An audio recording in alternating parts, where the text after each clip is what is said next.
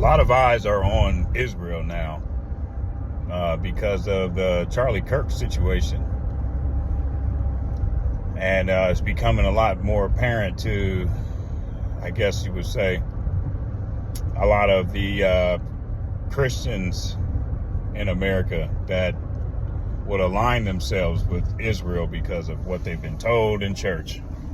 And obviously it's not coming from a biblical understanding of, having a real understanding of what the scripture says. They're just like everybody else. They go to church and they got their beliefs. They repeat what they hear. They bless those who bless you and curse those who curse you. And they have no idea what the context of that actually means. But I'll elaborate really quick.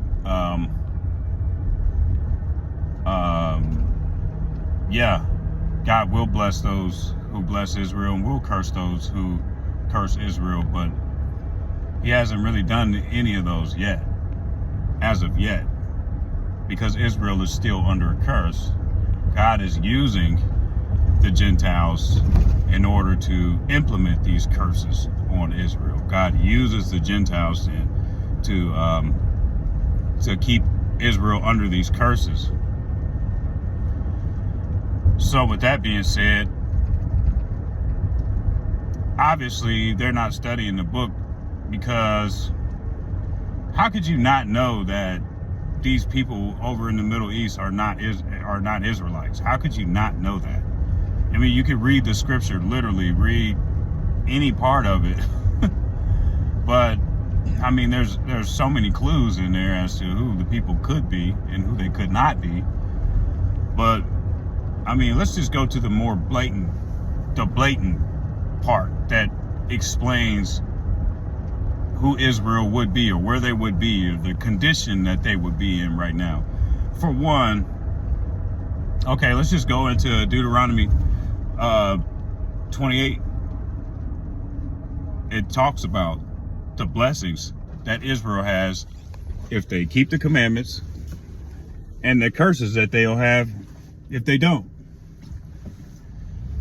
And there's a progressive undertone in there also, where this is not a simultaneous thing, and it's not a condition that just goes back and forth, like they're blessed one minute and they're cursed, and they're blessed one minute and they're cursed. This is something that goes through many phases. See, God said that they'd be blessed. Well, when they're in the land keeping the laws, yeah, they'd be blessed with their land.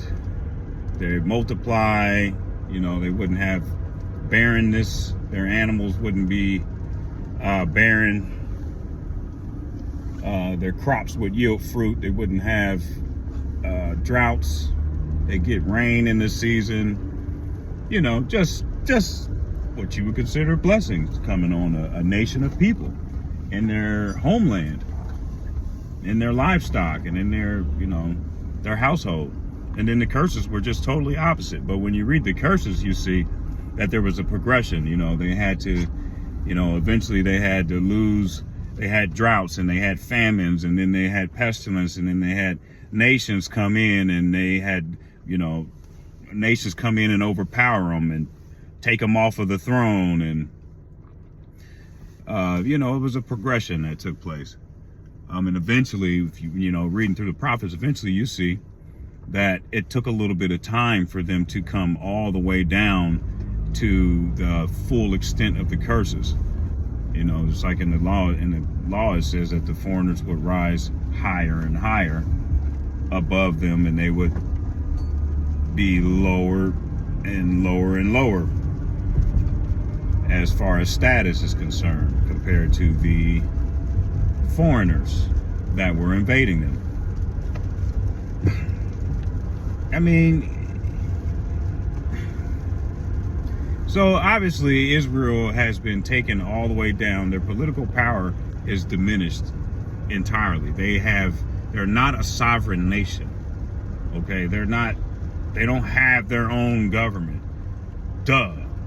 So I'm looking over, and these people are calling themselves Israelites. It's a freaking no-brainer. I don't have to read Revelation and speculate. Well, maybe, these are the people that it says they will be call themselves Jews and are the synagogue of Satan. And I ain't got to look into all that. All I got to know is the law, bro. It explains the way Israel, how you're able to determine if you're looking at Israel or not. And is Israel under their curse? Okay, if they're under their curse and they don't have any political power, they're not going to be running governments. They're not going to be funding the media. They're not going to be in control of sports and entertainment and multi-billionaires. Come on, bro. It's just not, that's not the way it works. There's not going to be the law basically explains away from all of that. Like, you should be able to look and tell, like, these people are definitely not Israelites. That's a duh. It's a no-brainer. And the people that would be people who are despised and rejected. See that, and that's the problem too with Christianity, bro. Y'all have been lied to so much, man, about this Jesus character and stuff. Everything that pertains to Israel, the New Testament takes it and makes it about Jesus. So you don't even know who that's talking about. That you done forgot all about Israel. Y'all done forgot all about Israel, bro. Just like Pharaoh forgot about Joseph. America forgot about Israel. There was once a time when all the invaders from the Dutch and the Spain and all these people who they call conquistadors, they were coming with their spies and journalists. And everybody documented that the so-called natives or Indians were the children of Israel. It was just blatant evidence in the oral traditions of the Indian and the codices of the Indians, all the books, everything lined up with the so-called Old Testament. But you've forgotten. Now everybody's stuck on Jesus and, oh, we're going to bless Israel. I bet it's really convenient for you to bless Israel when they look like you. That's really convenient. You bless Israel because they look like you. That's easy to do. But when let a so-called black man stand up and say he's an Israelite and it has all kind of proof in the world, you be spitting mad. Really mad. Like, what's the problem? What are you so mad about? Why can't we be Israelites? But anyway, yeah, you can just read the scripture and they're lying about who they are. Duh. And if you look around, who has suffered these curses? Who has been scattered across abroad and lost their culture and have been mixed and mingled among all the other cultures, lost their sovereignty as a nation? Duh, it wouldn't be them. If more likely, it would be us. But the problem is, you're lied to about history. You're lied to about the Bible. None of you read the Bible. You just repeat stuff that you heard in church. And because you feel it in your heart, so deep down in your soul, you just gotta go with it. There's no way it could be wrong. Even though you don't even damn read the book. You don't even read the book. You don't know anything about American history. You're happy that your ancestors conquered America. You don't give a damn about the Indians, so-called Indians. Like, oh, well, we gave the Indians this and that. You don't know what's going on, bro. Why haven't you even looked at the history thoroughly to see that the Indians were the so-called coloreds, and the coloreds and they were reclassified. They called them Indians, then they called them coloreds. And you can look in history and see that, bro. It's right there in your face, but y'all don't even look deep enough. Black people don't look at their own history. They so busy looking at the television and trying to entertain themselves. White people do the same thing.